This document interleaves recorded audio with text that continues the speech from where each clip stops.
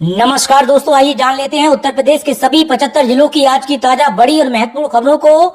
लेकिन उससे पहले वीडियो को लाइक कमेंट जरूर करें और साथ ही ये भी बताएं कि आप इस वीडियो को किस जिले, शहर या गांव से देख रहे हैं। न बसंती चढ़ेगी न चढ़ेगा बीरू, टावर पर चढ़ने से नहीं लौटेगा प्यार, उल्टा हो जाएंगे गिरफ्तार। उत्तर प्रदेश के अलग अलग जिलों व शहरों से आए दिन खबर आ रही है कि कोई प्रेमी टावर पर चढ़ रहा तो कोई प्रेमिका। वहीं एक जगह तो दो लड़कियां ही टावर पर चढ़ गई थी। ऐसे मामलों से अब पुलिस तंग आ चुकी है। कोई शादी की जिद में मोबाइल टावर पर चढ़ रहा है तो कोई प्यार में हाई वोल्टेज ड्रामा कर रहा है। लगातार बढ़ रही ऐसी घटनाओं के बाद अब बलिया पुलिस ने सख्त कदम उठाया है।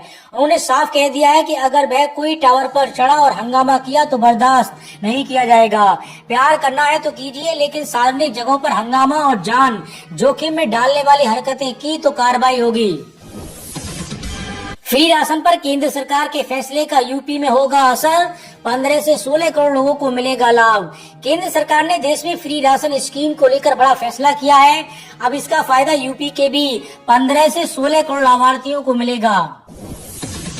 जनगणना ड्यूटी न लेने वाले प्रगड़ों पर होगी कार्रवाई, आनाकानी करने वालों पर दर्ज होगी एफआईआर।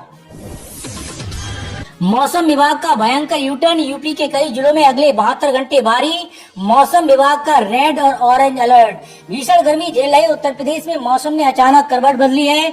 मौसम विभाग के अनुसार कानपुर, आगरा, झांसी, इटावा और मुरादाबाद समेत कई जिलों के लिए रेड और ऑरेंज अलर्ट जारी किया है।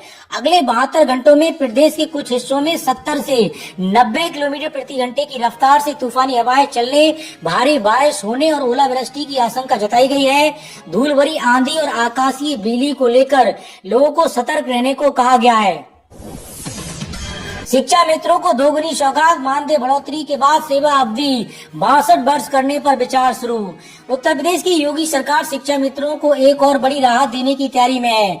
हाल ही में मानदेय को 10,000 रूपए से बढ़ाकर 18,000 रूपए करने के बाद अब शासन स्तर पर शिक्षा मित्रों की सेवा अवधि यानी रिटायरमेंट उम्र को 60 वर्ष से बढ़ाकर 62 वर्ष करने पर गंभीरता से विचार किया जा रहा है। इसके लिए औरैया, बस्ती और लखनऊ समेत कई जिलों के बेसिक शिक्षा अधिकारियों से विस्तृत रिपोर्ट मांगी गई है। पर्यावरण दिवस पर यूपी रचेगा इतिहास, योगी सरकार लगाएगी 12 करोड़ पौधे, लखनऊ में खाका तैयार। आगामी 5 जून को विश्व पर्यावरण दिवस के मौके पर उत्तर प्रदेश सरकार एक नया कीर्तिमान स्थापित करने की तैयारी में है। मुख्यमंत्री कार्यालय से जारी निर्देशों के मुताबिक इस साल पूरे प्रदेश में 12 करोड़ से अधिक पौधे रोपे जाएंगे। इस महा पौधारोपण अभियान की कमान वन विभाग के साथ साथ स्थानीय ग्राम पंचायतों और स्कूली बच्चों को सौंपी जाएगी ताकि पर्यावरण संरक्षण को जन आंदोलन बनाया जा सके। बरेली में अनोखा विवाह, जनगणना ड्यूटी के बीच शिक्षकों को मिला 100 कुंतल भूसा जुटाने का टारगेट, शिक्षक संघ भड़का। उत्तर प्रदेश के बरेली में एक अजीबोगरीब सरकारी आदेश को लेकर विवाद खड़ा हो गया। यहाँ जनगणना की ड्यूटी में लगे सरकारी शिक्षकों को प्रशासन की ओर से 100 कुंतल भूसा इकट्ठा करने का टारगेट थमा दिया गया है। इस आदेश से शिक्षक बेहद नाराज हैं और उत्तर प्रदेश शिक्षक संघ ने तीखी प्रतिक्रिया देते हुए कहा है कि शिक्षकों से गैर शैक्षणिक कार्य करवाना गलत है। क्या कल हमसे गोबर भी उठवाया जाएगा। रेलवे कर्मचारियों को बड़ी राहत, अब ट्रांसफर, प्रमोशन और पासपोर्ट एनओसी के लिए नहीं काटने होंगे चक्कर, सब कुछ हुआ डिजिटल। उत्तर प्रदेश के प्रयागराज, इलाहाबाद स्थित उत्तर मध्य रेलवे एनसीआर सहित पूरे देश के लाखों रेल कर्मचारियों के लिए राहत की खबर है। रेलवे बोर्ड ने कर्मचारियों की सुविधाओं को पूरी तरीके से डिजिटल कर दिया है। अब कर्मचारियों को अपने ट्रांसफर, तबादले, प्रमोशन, पदोन्नति को विदेश जाने के लिए पासपोर्ट एनओसी के लिए दफ्तरों के चक्कर नहीं काटने होंगे। ये सारी प्रक्रिया ऑनलाइन पोर्टल के जरिए चंद दिनों में पूरी हो जाएगी।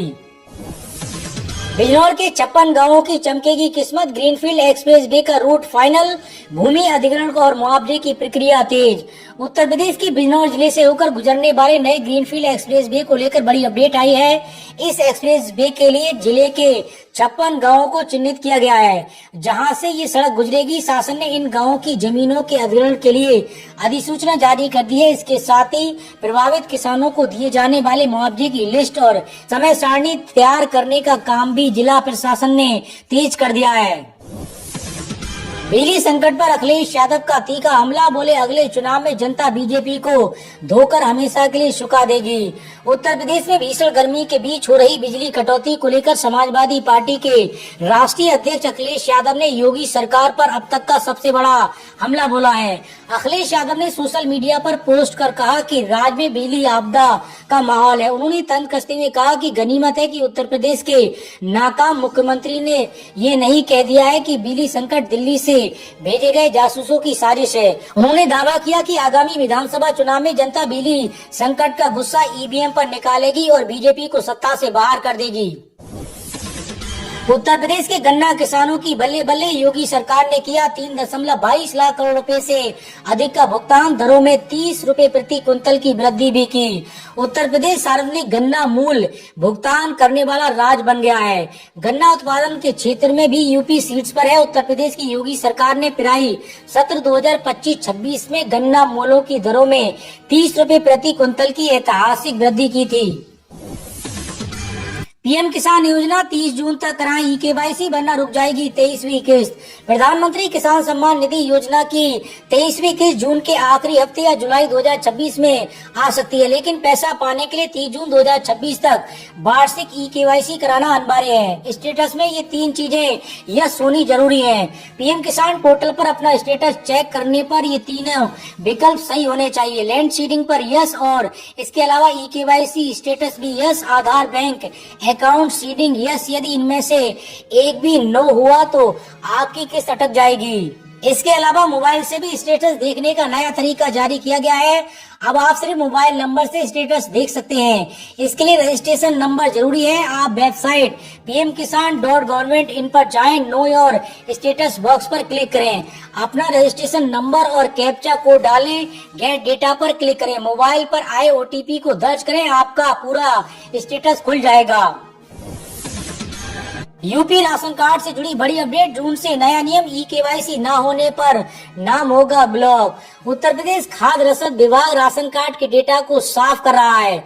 जून से मुफ्त गेहूं और चावल केवल उन्हीं को मिलेगा जिनका नाम सत्यापित लिस्ट में होगा। अगर आपने पिछले कुछ महीनों में कोटेदार यानी राशन डीलर के पास जाकर अंगूठा लगाकर अपनी केवाईसी नहीं कराई है तो आपका नाम ब्लॉक हो सकता है। यदि परिवार के किसी सदस्य का नाम आधार कार्ड से मैच नहीं खा रहा है तो जून का राशन मिलने में दिक्कत आ सकती है।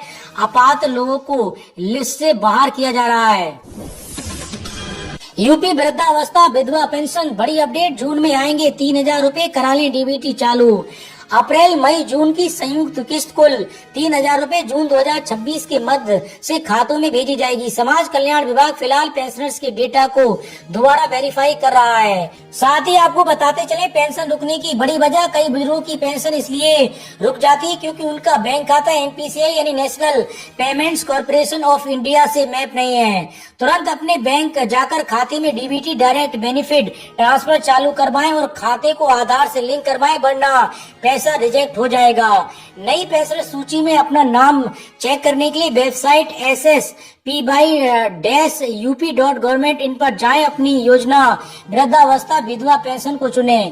पेंशनर सूची 2026-27 पर क्लिक करें, अपने जिले, ब्लॉक, तहसील और गांव का नाम चुनें। आपके सामने पूरे गांव की लिस्ट आ जाएगी जहां आप भेजी गई राशि और बैंक खाते की आखिरी 4 अंक देख सकते हैं।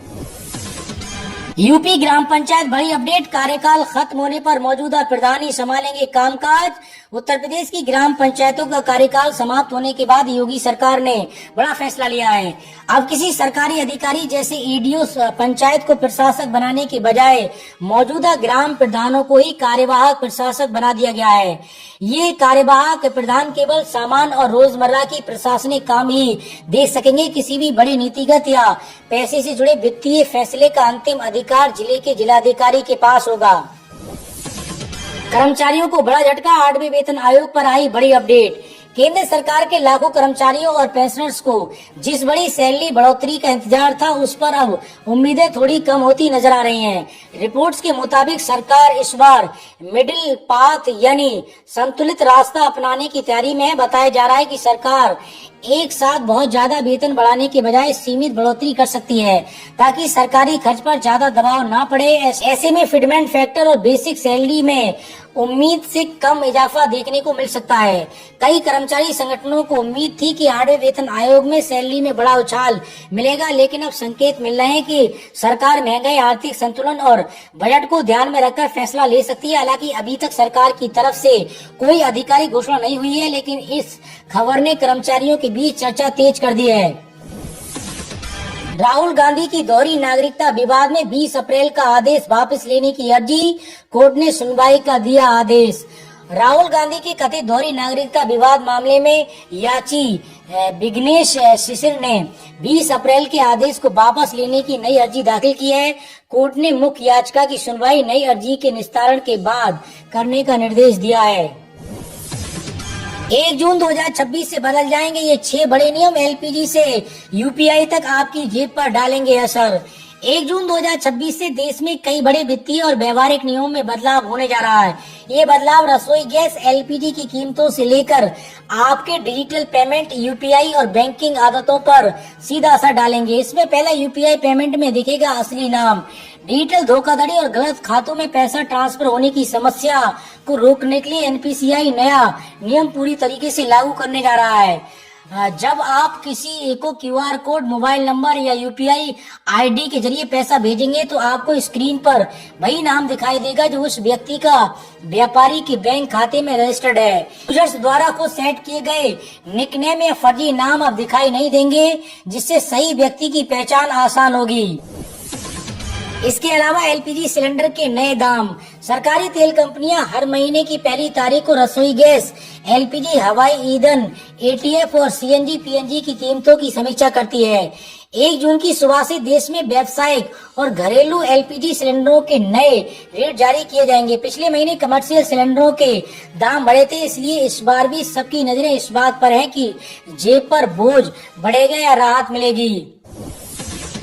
इसके अलावा तीसरा नियम, एडवांस टैक्स की पहली किस्त। ये वित्त वर्ष 2026-27 का पहला एडवांस टैक्स चक्र है जो पूरी तरीके से इनकम टैक्स एक्ट 2025 के तहत काम कर रहा है।